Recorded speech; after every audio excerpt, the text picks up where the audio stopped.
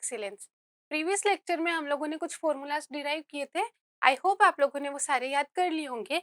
आज हम लोग फिर से कुछ बेसिक्स देखते हैं डायोड के। ठीक है, तो चलिए हम लोग स्टार्ट करते हैं। सबसे पहले तो हम लोग देखते हैं कि मैंने आप लोगों को बताया था, ये रिजल्ट मैंने आप लोगों को बताया था कि ये होता है। और अगर हम लोग किसी भी एक साइड की डोपिंग को ज्यादा रखेंगे तो उस साइड जो पेनिट्रेशन होगा वो क्या होगा, कम होगा। तो इसका हम लोग एक केस देखते हैं। यहाँ पे देखिए, इसके अंदर क्या है, हमने Na ग्रेटर लिया है Nd से। ठीक है, मतलब आपके पी टाइप की डोपिंग क्या है, मोर है एन टाइप की डोपिंग से। ठीक है, तो देखिए उस रिलेशन से क्या आएगा कि आपके जो पेनिट्रेशन है डिप्लेशन विथ का वो कहाँ ज्यादा होना चाहिए, एन टाइप में ज्यादा होना चाहिए। तो देखिए इसके अंदर देखिए आपके जो पी साइड है, मींस जो एक्सपी की वाली रेंज है वो क्या है, कम है, और एक्सएन की रेंज क्या है, ज्यादा है। क्यों ज्यादा है, क्योंकि आपके एनडी कम है। देखिए इसकी विथ कितनी है, ये इतनी इतनी ही। अगर ये इधर कवर करता तो आपके 3 ही आपके पॉजिटिव आयन आते, बट इस साइड कितने, उतने ही रेंज में इसने 5 नेगेटिव आयंस ले लिए। ठीक है, तो इसको क्या करना पड़ा, थोड़ा एक्स्ट्रा कवर करना पड़ेगा 5 जो है पॉजिटिव आयन को कवर करने के लिए। तो अब आप लोगों को समझ में आया कि कैसे ये आप लोगों के अनइक्वल होती है। ठीक है, तो ये चीज आप लोग ध्यान रखिए, जिस साइड की डोपिंग कम उधर पेनिट्रेशन क्या होगा, ज्यादा होगा। ठीक है, तो देखिए आप बस ग्राफ आपके सेम के सेम रहेंगे, इधर पॉजिटिव चार्ज है इधर नेगेटिव चार्ज है, बट क्या हो जाएगा, डिप्लेशन विथ इसकी क्या हो गई, इंक्रीज हो गई, हाइट इसकी कम हो गई है। इसकी हाइट क्या है, ज्यादा है। इसका एरिया, जो दोनों का एरिया है ना, वो इक्वल होना चाहिए। ठीक है, तो इसकी जब विथ कम हुई है तो हाइट क्या हो जाएगी, ज्यादा हो जाएगी, ऑब्वियस सी बात है। और इसकी हाइट क्या हो गई है, कम हो गई है, बट इसकी विथ क्या है, ज्यादा है। ठीक है ना, तो ये सिमिलरली ये इलेक्ट्रिक फील्ड भी आपके अब इक्वल वो स्लोप नहीं रहेगी, जो पॉजिटिव और नेगेटिव स्लोप है अब जो वो क्या होगी, मैग्नीट्यूड में इक्वल नहीं होगी। ठीक है, अब देखिए यहाँ पर इसकी वैल्यूज कम है और एन साइड में इसकी वैल्यूज क्या है, ज्यादा, ये ज्यादा वैल्यूज ले रहा है। और ये आपके होता है बैरियर पोटेंशियल का ग्राफ। ठीक है, ये किसका ग्राफ होता है, बैरियर पोटेंशियल का ग्राफ होता है। यहाँ पर आपका पॉजिटिव पोटेंशियल आ गया, ये एन साइड में नेगेटिव पोटेंशियल आ गया, और ये बीच में जो हो रहा है वो positive to negative potential difference जो हो रहा है, ऐसे वेरी हो रहा है। ठीक है, तो ये आप लोगों के ग्राफ, और बिल्कुल ये भी आप लोगों को याद रखने चाहिए। आप लोग एन को इधर और पी को इधर रख के फिर भी ड्रॉ कीजिए कि क्या क्या चेंजेस आएंगे। आप लोग एनडी को ग्रेटर रखिए और फिर देखिए क्या क्या चेंजेस आएंगे। ठीक है, तो वो सब लोग आप खुद से ड्रॉ कीजिए, देखिए कैसे ग्राफ्स आते हैं। ठीक है, हम लोगों ने प्रीवियस लेक्चर के अंदर डब्ल्यू का ये फॉर्मूला देखा था। ठीक है, आई होप आप लोगों ने मेमोराइज कर लिया होगा। तो इसके अंदर अब हम लोग देखते हैं कि डब्ल्यू कैसे चेंज होती है अगर आपकी डोपिंग हम लोग चेंज कर दे तो देखिए डब्ल्यू का फॉर्मूला क्या था,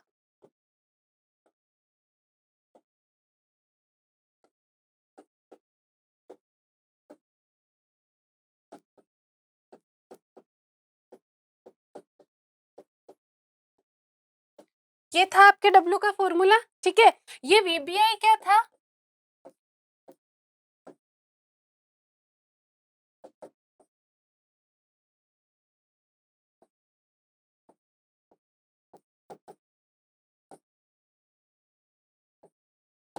ये वीबीआई क्या था, पोटेंशियल अक्रॉस डिप्लेशन विथ। ठीक है, अब देखिए एप्सिलॉन कांस्टेंट है, क्यू कांस्टेंट है, ये जो एप्सिलॉन है ना, ये क्या है, आपके परमिटिविटी है। जो भी आपने मटेरियल यूज किया है, सिलिकॉन तो सिलिकॉन की, जर्मेनियम तो जर्मेनियम की, और ये क्वेश्चन में गिवन होगी। ठीक है, तो ये तो आपके टू बी कांस्टेंट है। तो आपका डब्ल्यू किस पे डिपेंड कर रहा है, एक तो अपना डिपेंड कर रहा है अंडर रूट ऑफ वीबीआई पे। ठीक है, वीबीआई क्या है, आपका जो डिप्लेशन विथ के अक्रॉस पोटेंशियल है वो। ठीक है, तो अगर वीबीआई चेंज होगा तो आपकी डब्ल्यू भी क्या होगी, चेंज होगी। अगर आपका वीबीआई इंक्रीज होगा तो डब्ल्यू भी क्या होगी, इंक्रीज होगी। एंड ठीक है ना, तो अगर वीबीआई इंक्रीज होगा तो डब्ल्यू इंक्रीज होगी, वीबीआई डिक्रीज होगा तो डब्ल्यू डिक्रीज होगी। सेम जो होगा एक्सएन और एक्सपी भी क्या हो जाएंगे, डिक्रीज इंक्रीज हो जाएंगे। ठीक है, तो ये तो बात रही वीबीआई के साथ। अब हम लोग बात करते हैं एनए के साथ, क्योंकि आपकी जो डिप्लेशन विथ है वो एनए और एनडी पे भी क्या कर रही है, डिपेंड कर रही है। ठीक है, तो एनए और एनडी अगर हम लोग चेंज करेंगे तो क्या क्या चेंजेस आएंगे। तो लेट्स से एनडी हम लोगों ने इंक्रीज कर दिया, जब एनडी इंक्रीज करेंगे तो क्या होगा देखिए, एक तो ये चीज क्या है कि 1/nd है, तो यहाँ से तो हमको समझ में आ रहा है कि एनडी इंक्रीज करने पे डब्ल्यू क्या हो रहा है, डिक्रीज हो रहा है, क्योंकि ये 1/nd है। बट ये देखिए कि आप लोगों ने वीबीआई का फॉर्मूला देखा था,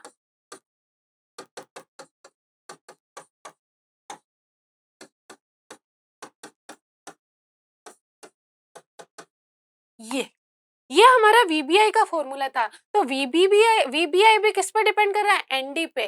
ठीक है, तो एनडी इंक्रीज करने पे अपना वीबीआई क्या हो रहा है, इंक्रीज हो रहा है, और वीबीआई इंक्रीज होने पे डब्ल्यू क्या होती है, इंक्रीज होती है। तो ये जो डब्ल्यू जो वीबीआई है ये क्या कर रहा है, डब्ल्यू को इंक्रीज कर रहा है विद इंक्रीज इन एनडी, और ये जो 1/nd है ये क्या कर रहा है, डिक्रीज कर रहा है। अब ऑब्वियस सी बात है, इन दोनों में से कोई एक फैक्टर क्या होगा, डोमिनेटिंग होगा। तो देखिए ये जो वीबीआई है ना, इसके ये क्या है, नेचुरल लॉग है। इसके अंदर क्या हो रहा है, एनडी का नेचुरल लॉग हो रहा है, और इसके अंदर ये वाली टर्म क्या आ रही है, डायरेक्ट आ रही है। ठीक है, तो डायरेक्ट की आप देखिए, आपके 2 की वैल्यू और नेचुरल लॉग ऑफ 2 की वैल्यू, इन दोनों की वैल्यूज में आप देखिएगा और करके देखिएगा कि किसका इफेक्ट ज्यादा आता है, तो आप लोगों को समझ में आएगा। ठीक है, तो जो इसके इफेक्ट जो होगा वो कम होगा डायरेक्ट कंपैरिजन में, तो आपका जो होगा इसका इफेक्ट क्या आ जाएगा, मोर डोमिनेटिंग आ जाएगा। तो आपकी डोपिंग, यहाँ लिख देती हूँ मैं, डोपिंग इंक्रीज करने पे डब्ल्यू क्या होगी, डिक्रीज होगी, और डोपिंग डिक्रीज करने पे डब्ल्यू इंक्रीज होगी। ठीक है ना, आप लोग ऐसे भी देख सकते हैं कि अगर सपोज करो मैंने एक साइड की डोपिंग को इंक्रीज कर दिया, तो उस साइड की जो एक्सएन या एक्सपी होगी, मीन्स उस साइड का जो डिप्लेशन विथ का पेनिट्रेशन हो जाएगा वो क्या हो जाएगा, कम हो जाएगा।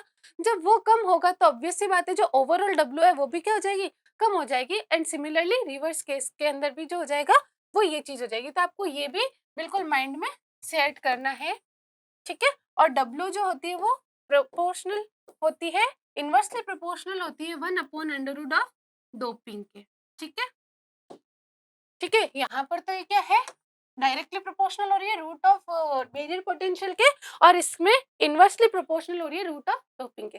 तो ये रिलेशन आपको समझ में आना चाहिए। यहाँ तक समझ में आ गया आप लोगों को। अब हम लोग देखते हैं एनर्जी बैंड डायग्राम।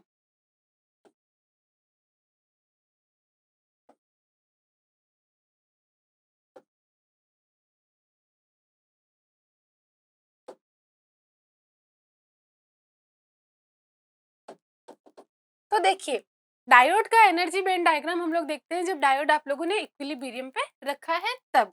ठीक है,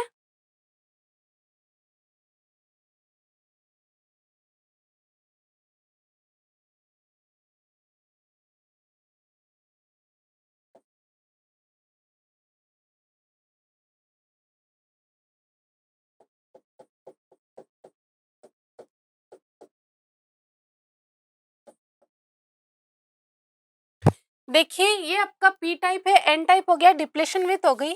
तो देखिए हम लोगों ने पी टाइप का एनर्जी बैंड डायग्राम पढ़ा है, वो कैसा होता है,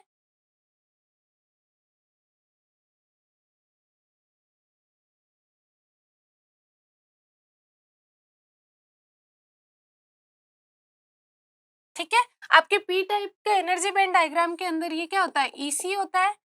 ठीक है,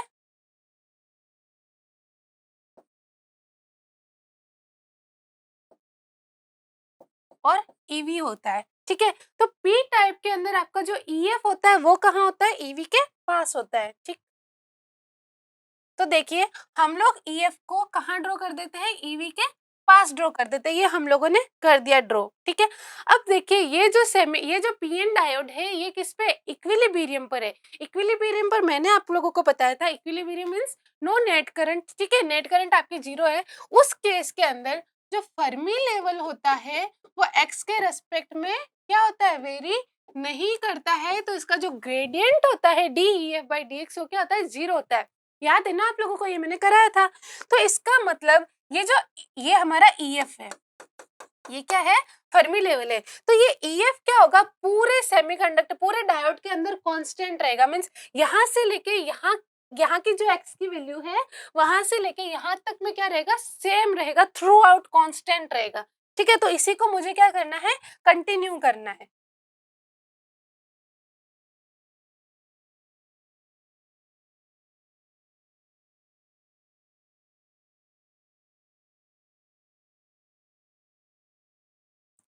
ठीक है, तो ये क्या रहेगा, सेम थोड़ा कांस्टेंट रहेगा। ये थोड़ी सी मेरी लाइन ऊपर नीचे हो गई है, तो आप लोग थोड़ा एडजस्ट कर लीजिएगा। ये पूरी एक सिंगल लाइन है, ठीक है, ये पूरी सिंगल लाइन है। यहाँ तक क्लियर हो गया ये आपका। अब देखिए हमारा ये एन साइड है,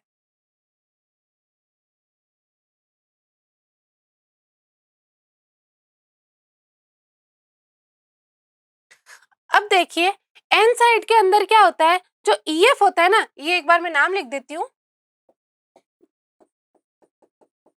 ये ईवी है, ईवी, ठीक है, ये ईवी है और ये ईएफ है। ईएफ अपना कैसा है, कांस्टेंट है, ठीक है।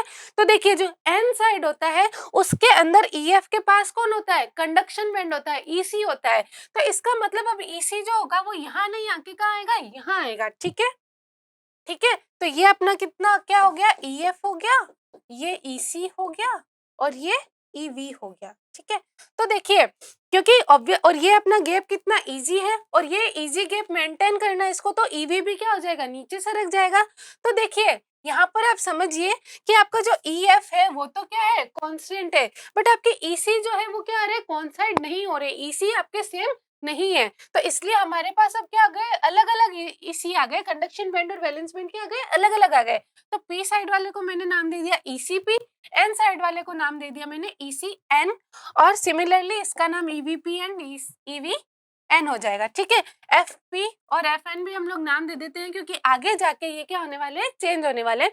बट फिलहाल इक्विलिब्रियम पर, ये कहाँ पर, एट इक्विलिब्रियम, इक्विलिब्रियम पर ये कैसा होता है, कांस्टेंट होता है, ठीक है। अब एक चीज देखिए, यहाँ पर ये न्यूट्रल रीजन है, ये न्यूट्रल रीजन है, इनका इलेक्ट्रिक फील्ड कितना है, 0 है। और मैंने बताया था कि जो बेंडिंग होती है इसके अंदर वो किसकी वजह से होती है, इलेक्ट्रिक फील्ड की वजह से होती है। इलेक्ट्रिक फील्ड यहाँ पर 0 है, तो इसमें देखिए क्या इसमें कोई बेंडिंग है, नहीं, इसमें कोई बेंडिंग है नहीं, ये स्ट्रेट लाइन है, ठीक है। इसका एनर्जी लेवल अलग है, इसका एनर्जी लेवल अलग है, बट यहाँ से लेके यहाँ तक पूरे पी रीजन के अंदर जो एनर्जी बैंड डायग्राम है वो कांस्टेंट है, पूरे एन रीजन के अंदर जो एनर्जी बैंड डायग्राम है वो कांस्टेंट है। ट्रांजिशन का हो रहा है, बीच में हो रहा है, इन बिटवीन हो रहा है, कहाँ हो रहा है, ट्रांजिशन रीजन के अंदर, डिप्लेशन रीजन के अंदर, स्पेस चार्ज रीजन के अंदर हो रहा है, कैसे, ऐसे, ठीक है। ये मेरा एग्जैक्ट मैंने वो नहीं बनाया गया, तो ये बिल्कुल वैसे, ठीक है।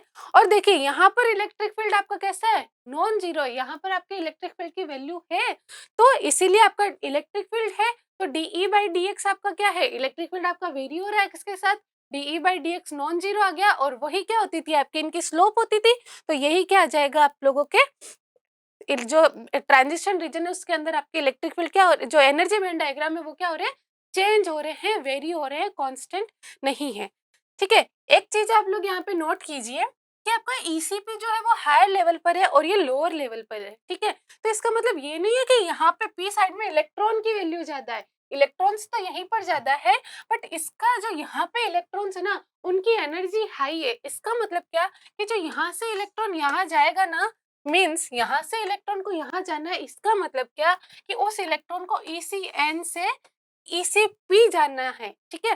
तो उसको क्या करना पड़ेगा, इतनी हाइट क्रॉस करनी पड़ेगी, उसको इतनी एनर्जी चाहिए कि वो यहाँ से यहाँ पर क्या आ सके, क्रॉस हो सके, ठीक है।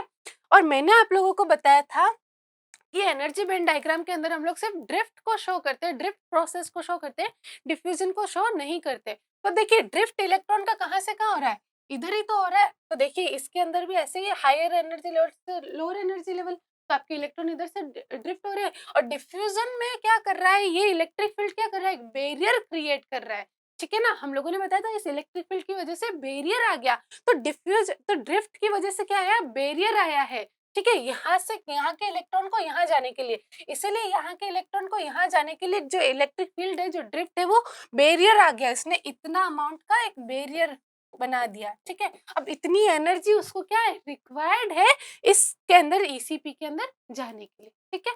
तो ये कितनी एनर्जी होती है इसकी कैलकुलेशन हम लोग करते हैं। तो पहले आप लोग एनर्जी बैंड डायग्राम अच्छा-सा देख लीजिए, जो थोड़ा अच्छे से बनाया गया है।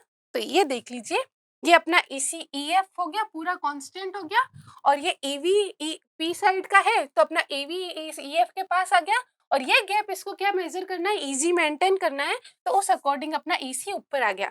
सिमिलरली यहाँ पे अपना जो कंडक्शन बैंड रहता है वो ईएफ के पास रहता है तो वो आ गया पास में। ये गैप अपना क्या करना है, मेंटेन करना है, तो ये कितना आ गया अपना ईवी आ गया यहाँ पर, और ये ईएफ कांस्टेंट हो गया, और ये बीच के अंदर क्या आ गया, ट्रांजिशन आ गया। ठीक है, तो ये गैप आप लोग देख सकते हैं कि जो ईसीपी है और जो ईसीएन है उसके जो गैप है इसने लिखा है QVBI। ठीक है, कितना लिखा है, QVBI। तो इसी को हम लोग कैलकुलेट करते हैं कैसे ये QVBI आता है। ठीक है, तो देखते हैं, हम लोगों ने अभी एक रिजल्ट पढ़ा था VBI की, जब हम लोगों ने वैल्यू निकाली थी तो हम लोगों ने देखा था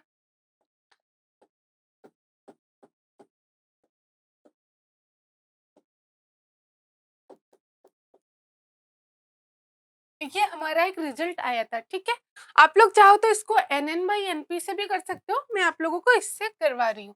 तो देखिए हम लोगों ने इलेक्ट्रॉन की कंसंट्रेशन के फॉर्मूले पढ़े थे इक्विलिब्रियम पर। तो इलेक्ट्रॉन की कंसंट्रेशन कितनी थी, NV e to the power minus EF।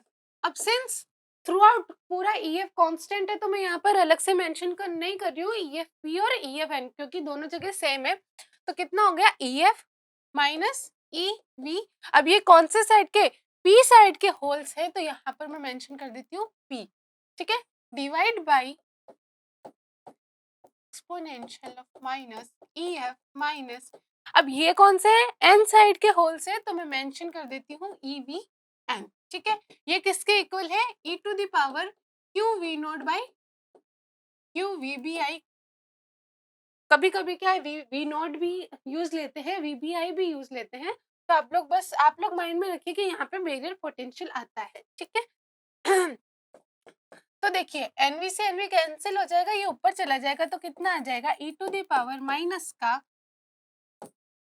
e to the power minus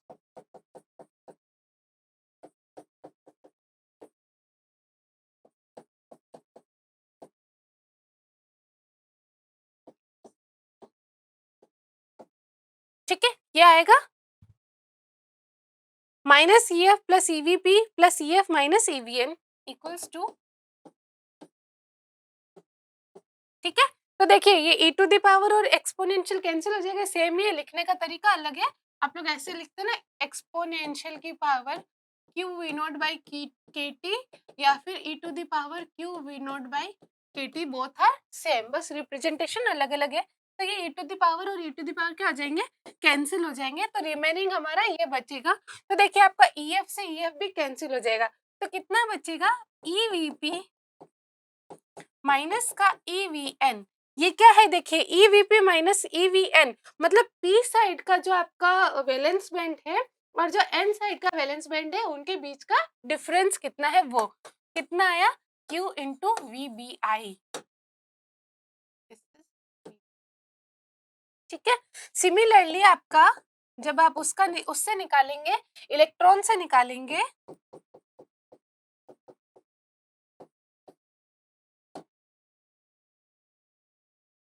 तो ये इतना आ जाएगा। ठीक है, तो ये भी आप लोगों को बिल्कुल माइंड में रखना है। तो अब ये भी जो गैप है वो किस पे डिपेंड कर रहा है, आपके VBI पे। किस पे डिपेंड कर रहा है, VBI पे। ठीक है ना, तो जितना आपका बैरियर पोटेंशियल होगा उस पर ये गैप डिपेंड करेगा। अगर आपका बैरियर पोटेंशियल ज्यादा हो जाएगा तो वो गैप ज्यादा हो जाएगा, बैरियर पोटेंशियल कम होगा तो ये गैप क्या हो जाएगा, कम हो जाएगा। यहाँ तक समझ में आया आप लोगों को एनर्जी बैंड डायग्राम कैसे होता है। ठीक है ना, अब जब हम लोग फॉरवर्ड बायस और रिवर्स बायस स्टडी करेंगे तो फॉरवर्ड बायस और रिवर्स बायस में क्या होगा, ये VBI चेंज हो जाएगा, तो उसके अकॉर्डिंग आपकी W चेंज हो जाएगी। अपने ये जो एनर्जी बैंड डायग्राम के जो वेरिएशन है इनमें भी क्या आ जाएंगे, वेरिएशन आ जाएंगे। तो इन सब की स्टडी हम लोग नेक्स्ट लेक्चर के अंदर करेंगे। So thank you so much.